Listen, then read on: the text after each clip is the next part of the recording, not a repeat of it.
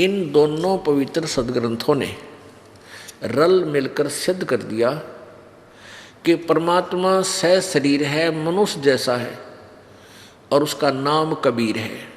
और उस परमात्मा ने ही, वो जो कबीर नामक परमात्मा है, उसने 6 दिन में सृष्टि रची और 7वें दिन तख्त पर जा विराजा। और उसकी खबर, उसकी जानकारी न पवित्र बाइबल कंप्लीट रखता है और न ही कुरान शरीफ रखती है। ये दोनों पवित्र पुस्तकों में भी यही कहा है कि किसी तत्वदर्शी संत से उसके विषय में जानकारी करो, उनसे पूछो।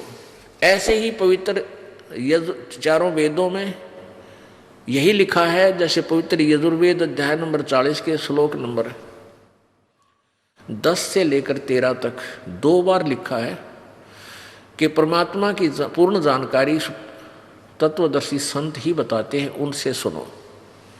पवित्र गीता जी अध्याय नंबर 4 के श्लोक नंबर 34 में भी यही प्रमाण दिया है कि उस तत्व ज्ञान को, उस सच्चिदानंद घन की वाणी अर्थात तत्व ज्ञान को तत्वदर्शी संतों के पास जाकर समझ, वही तुझे बताएंगे। तो इससे सिद्ध हो गया कि ये पवित्र सदग्रंथ इनकम्प्लीट है, इनमें ऑप्शन छोड़ दी,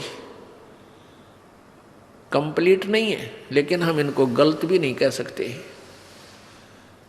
तो जब तक हमें कंप्लीट ज्ञान नहीं होगा, जैसे आप मोबाइल कोई फोन मिलाते हो और उसमें एक भी नंबर रह गया, वो कितना का कितना मिल जाएगा, जाके 4 की जगह 3 मिल गया ना, मेरा काम मिल जाएगा। और एक पूरे अक्षर नहीं हुए, एक कम रह गया तो भी ना मिल रहा है, यानी काम सरे को नहीं। हमारा मोक्ष नहीं हो सकता। हमने चाहिए मोक्ष, जन्म और मृत्यु के रोग से हमें मुक्ति चाहिए। उसके लिए तत्वदर्शी संत ही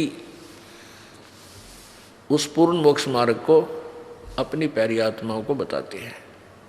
अपनी आत्माओं, अब दोनों सदग्रंथों ने ये सिद्ध कर दिया कि परमात्मा मनुष्य जैसा है, वो सशरीर है, उसका नाम कबीर है और वही सृष्टि रचनहार है, वही पाप नाशक है।